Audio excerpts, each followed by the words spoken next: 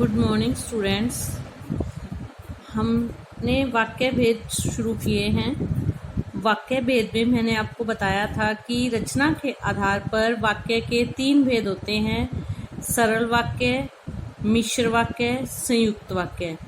सरल वाक्य साधारण किसी भी काम के होने की सूचना या साधारण अर्थों में क्रिया के होने का पता चलता हो, वो सरल वाक्य कहलाता है। और संयुक्त वाक्य, संयुक्त का अर्थ है जुड़ना। जो वाक्य अव्यय द्वारा, योजक द्वारा जुड़ जाते हैं और एक बन जाते हैं, जैसे वर्षा हुई, मोर नाचने लगा। 2 वाक्य हैं, वर्षा हुई और मोर नाचने लगा। और के द्वारा, तथा के द्वारा, अन्यथा, इसलिए, क्योंकि, किंतु, परंतु, इस तरह से जो योजक द्वारा जुड़ जाते हैं वो क्या कहलाते हैं? संयुक्त वाक्य। अगला है मिश्र वाक्य।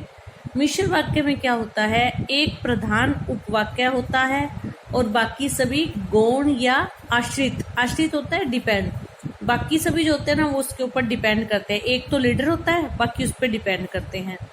अब कौन सा प्रधान है और कौन सा आश्रित है, ये मैंने आपको कल बताया था कि कैसे पता करना है। आपको मिश्र वाक्य को पहले सरल वाक्य में बदलना है। सरल वाक्य में जब आप बदलोगे तो दोनों में से जिस वाक्य की 2 क्रियाएं होंगी ना, क्योंकि 2 वाक्य है तो 2 क्रियाएं होंगी। मोहन परिश्रम करता तो अवश्य सफल होता। अब परिश्रम करना और सफल होना 2 क्रियाएं हैं। अब जब इसको सरल में बदलेंगे तो जिस क्रिया में परिवर्तन हो जाएगा वो वाक्य तो क्या कहलाएगा? आश्रित।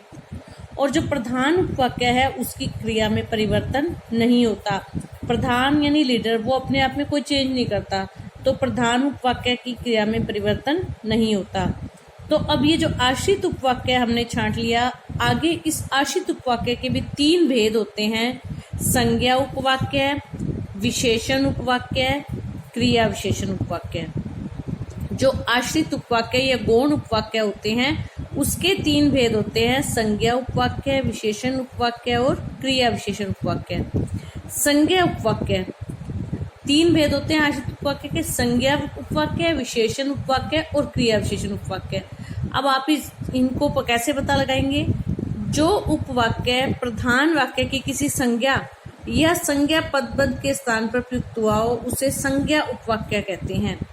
जैसे राम ने कहा कि हम लड़ाई नहीं चाहते। अब हम लड़ाई नहीं चाहते ये किसने कहा? राम ने। तो उपवाक्य के कर्म के रूप में प्रयुक्त हुआ है, इसलिए ये क्या है? संज्ञा उपवाक्य। अब इसकी एक निशानी है की नहीं की। 2 वाक्यों को जोड़ने के लिए जब की का प्रयोग किया जाता है तो वहां पे संज्ञा आश्रित उपवाक्य होता है। राम ने कहा कि हम लड़ाई नहीं चाहते। मैंने देखा कि कुछ लोग मेरी ओर बढ़े आ रहे हैं। जो संज्ञा आश्रित उपवाक्य हैं वो की से जुड़ते हैं, उनमें की आता है। मैंने देखा कि, मैंने निश्चय किया कि, संदीप ने देखा कि एक सांप रेंगता हुआ घास में छिप गया, तो की शब्द आता है। नेक्स्ट है विशेषण उपवाक्य।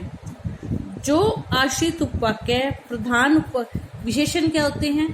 संज्ञा और सर्वनाम की विशेषता बताने वाले। तो ये जो आश्रित उपवाक्य है प्रधान उपवाक्य की किसी संज्ञा या सर्वनाम की विशेषता बताता है तो उसको विशेषण उपवाक्य कहते हैं। ये बहुत आसान है। यह वही आदमी है जिसने कल चोरी की थी। आदमी की विशेषता क्या है? उसने कल चोरी की थी। तो अभी यहाँ पे क्या आ जाएगा? विशेषण उपवाक्य। जो मेहनत करता है उसे सफलता अवश्य मिलती है। मेहनत करने वाले को क्या विशेषता होती है? कि उसे सफलता अवश्य मिलती है। तो इसमें क्या है? जो, जिसने, जिसे, जिससे, जिनको, जिनके लिए आदि से वाक्य शुरू होता है। ऐसा कोई नहीं है जो कुश्ती में खली को जीत सके। जो विद्यार्थी समय गवाते हैं वे एक दिन बहुत पछताते हैं।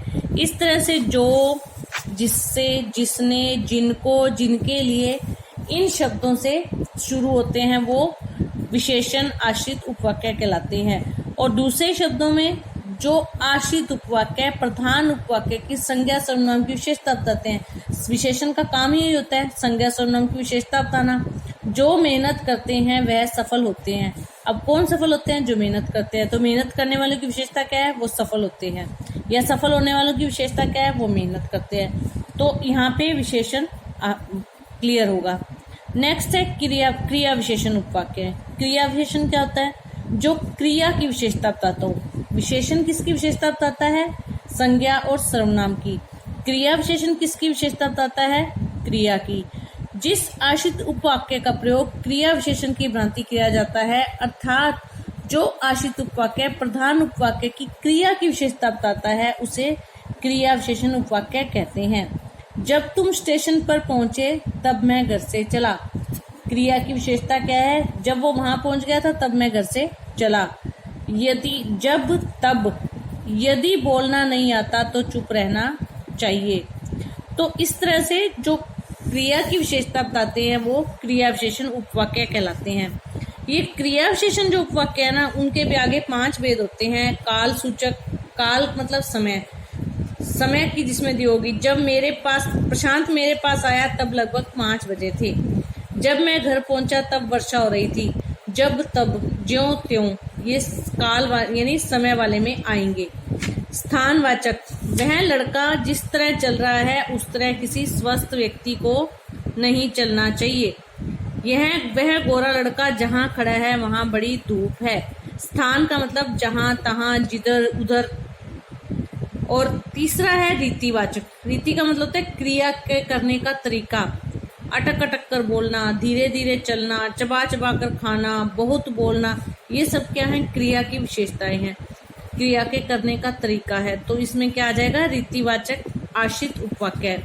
वह ऐसे अटक अटक कर बोल रहा है जैसे उसके मुंह में घाव हैं।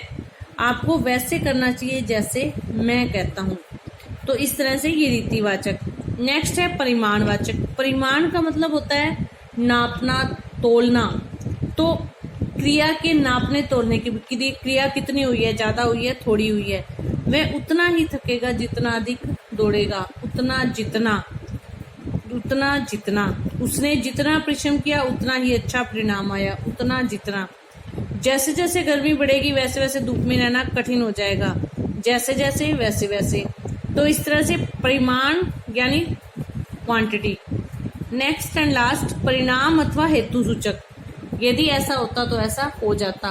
यदि वर्षा होती तो उपज बढ़ जाती। यदि वर्षा होती तो फसल अच्छी होती। यदि वह परिश्रम करता तो अच्छे अंक ला सकता था। वह इसलिए आएगा ताकि आपसे बात कर सके। तो यद्यपि, तथ्यपि, यदि, तथापि, ताकि, ये जो आश्रित उपवाक्य हैं वो किसमें आते हैं? परिणाम अथवा हेतु सूचक। मैं एक बार फिर से दोबारा बता रही हूँ। संज्ञा आश्रित उपवाक्य, विशेषण उपवाक्य, क्रिया विशेषण उपवाक्य। संज्ञा वाले जो वाक्य होते हैं वो की होता है उसमें, और विशेषण वाले में जो, जिसे, जिसने, जिससे, जिनको, यानी इसमें विशेषता बताई जाती है प्रधान उपवाक्य के संज्ञा सर्वनाम की। तीसरा है क्रिया विशेषण उपवाक्य। क्रिया विशेषण उपवाक्य जो प्रधान उपवाक्य की क्रिया की विशेषता बताता है, और इसके भी आगे 5 भेद होते हैं। तो आप इसको रीड करेंगे। कल हम इस सारे को रिपीट करके और इसकी एक्सरसाइज करेंगे। धन्यवाद।